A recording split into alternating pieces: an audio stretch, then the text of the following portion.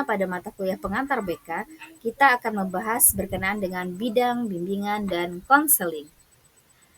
Pada hakikatnya, perkembangan manusia atau individu menjadi satu kesatuan yang utuh tidak dapat dipisahkan pada diri konseli.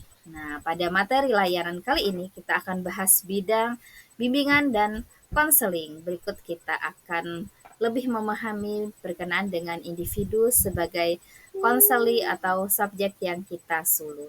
Mari kita lanjutkan. Mahasiswa BPI, konselor yang profesional, kenapa bidang bimbingan dan konseling ini penting kita pelajari? Tentu ketika kita melaksanakan aktivitas bimbingan dan konseling, pada dasarnya kualitas dari praktek yang kita laksanakan itu akan sangat berpengaruh. Ketika kita paham bidang pribadi, bidang sosial, bidang belajar, dan bidang karir, maka kita akan mencapai tujuan di dalam proses bimbingan maupun konseling. Sehingga mari kita serius, semangat, dan rajin di dalam belajar. Mari kita lanjutkan di dalam penjelasan masing-masing bidang BK di tayangan berikut.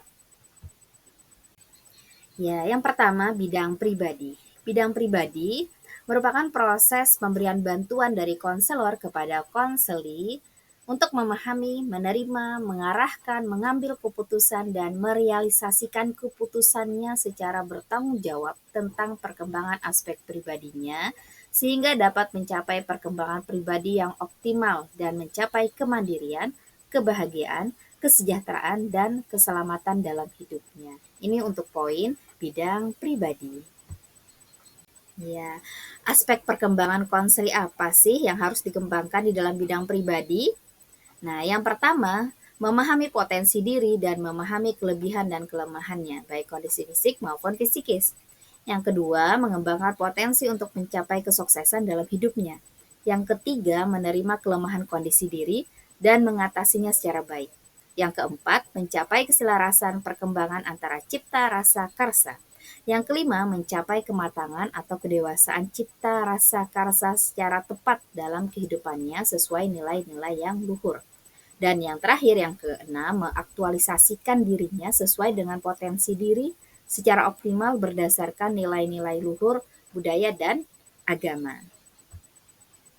Berikutnya, bidang sosial. Bidang sosial merupakan proses pemberian bantuan dari konselor kepada konseli untuk memahami lingkungannya dan dapat melakukan interaksi sosial secara positif, terampil berinteraksi sosial, mampu mengatasi masalah-masalah sosial yang dialaminya, mampu menyesuaikan diri dan memiliki keserasian hubungan dengan lingkungan sosialnya, sehingga mencapai kebahagiaan dan kebermaknaan dalam hidupnya. Bidang sosial ini di dalam kehidupan bermasyarakat tentu sangat beragam sekali. Nah, sehingga ketika kita paham perbedaan sebelumnya bidang pribadi, kemudian selanjutnya ini bidang sosial, maka kita akan bisa mempermudah untuk mencapai tujuan yang diharapkan di dalam proses bimbingan dan konseling. Nah, berikutnya mahasiswa konselor yang tangguh, maka kita akan masuk kepada aspek apa saja sih yang harus dikembangkan di dalam bidang sosial. Nah, yang pertama, berempati terhadap kondisi orang lain. Nah, kemudian yang kedua, memahami keragaman latar sosial budaya. Yang ketiga, menghormati dan menghargai orang lain. Yang keempat, menyesuaikan dengan nilai dan norma yang berlaku. Yang kelima, berinteraksi sosial yang efektif. Yang keenam, bekerja sama dengan orang lain secara bertanggung jawab. Dan yang terakhir, yang kedelapan, mengatasi konflik dengan orang lain berdasarkan prinsip yang saling menguntungkan. Oke, berikutnya kita masuk ke bidang belajar. Nah, bidang belajar ini merupakan proses pemberian bantuan yang diberikan oleh konselor kepada konseli untuk mengenali potensi diri untuk belajar, memiliki sikap dan keterampilan belajar, terampil merencanakan pendidikan, memiliki kesiapan menghadapi ujian, memiliki kebiasaan belajar teratur, dan mencapai hasil belajar secara optimal sehingga dapat mencapai kesuksesan, kesejahteraan, dan kebahagiaan dalam hidupnya. Ya, berikutnya aspek apa saja sih yang harus dikembangkan di dalam bidang belajar? Yang pertama, menyadari potensi diri dalam aspek belajar dan memahami berbagai hambatan belajar. Yang kedua, memiliki sikap dan kebiasaan belajar yang positif. Yang ketiga, memiliki motif yang tinggi untuk belajar sepanjang hayat. Yang keempat, memiliki keterampilan belajar yang efektif. Yang kelima, memiliki keterampilan perencanaan dan penetapan pendidikan lanjutan. Dan yang terakhir, yang keenam, memiliki kesiapan di dalam menghadapi ujian. Ya, lanjut. Lanjut dong. Berikutnya bidang karir. Bidang karir merupakan proses pemberian bantuan yang diberikan oleh konselor kepada konseli untuk memahami pertumbuhan, perkembangan, eksplorasi, aspirasi, dan pengambilan keputusan karir sepanjang rentang hidupnya secara rasional dan realistis berdasarkan informasi potensi diri dan melihat kesempatan yang tersedia di lingkungan hidupnya untuk mencapai kesuksesan dalam hidupnya. Nah, apa saja sih yang harus dikembangkan di dalam bidang karir? Yang pertama, memiliki pemahaman diri, yaitu berupa kemampuan, minat, dan kepribadian yang terkait dengan pekerjaan.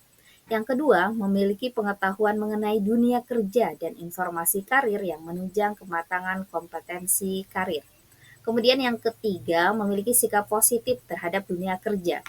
Yang keempat, memahami relevansi kemampuan menguasai pelajaran dengan persyaratan keahlian atau keterampilan bidang pekerjaan yang menjadi cita-cita karir di masa depan.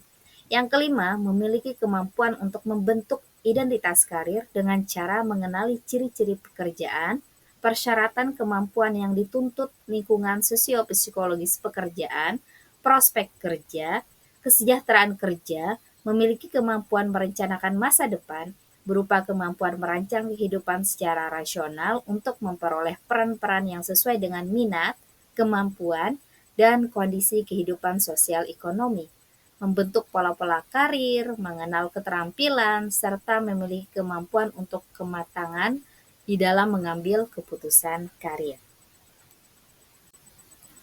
Ya, jadi setelah kalian memahami bidang pribadi, bidang sosial, bidang belajar, dan bidang karir, harapannya mampu menganalisis 4 bidang tersebut sehingga ketika berhadapan dengan konseli mampu menentukan topik untuk mempermudah bimbingan maupun konseling. Dan di sini juga ada tambahan rujukan dari artikel atau jurnal yang Ibu sajikan di PPT ini, jurnal Sinta 2 maupun juga jurnal Sinta 3, walaupun juga banyak sebenarnya nanti ketika kalian mengambil rujukan yang lain. Tapi harapannya ketika mengambil sumber rujukan lain, nah ini untuk semakin mempertajam wawasan dan juga memperluas pemahaman agar nanti tujuan dari pembelajaran kita kali ini untuk lebih mempermudah praktik, nah khususnya mencetak konselor yang profesional di dalam melakukan aktivitas bimbingan maupun konseling.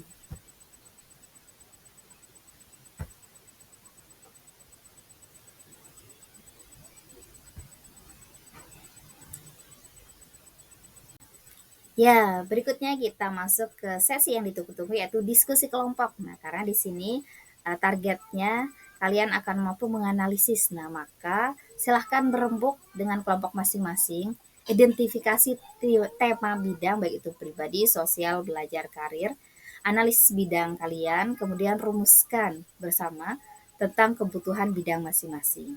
Ya, tetap semangat, jalin kerjasama, dan tentukan siapa yang menjadi juru bicara masing-masing. Silahkan kerjakan secara maksimal dan profesional. Selamat bertugas. Ya, demikian materi hari ini berkenaan dengan bidang BK. Sampai bertemu kembali dan tetap semangat dalam belajar, harus serius dalam belajar dan harus rajin dalam belajar. Semoga menjadi konselor yang profesional dan berkepribadian serta berakhlak. Amin ya robbal alamin. Bye bye. Wassalamualaikum warahmatullahi wabarakatuh.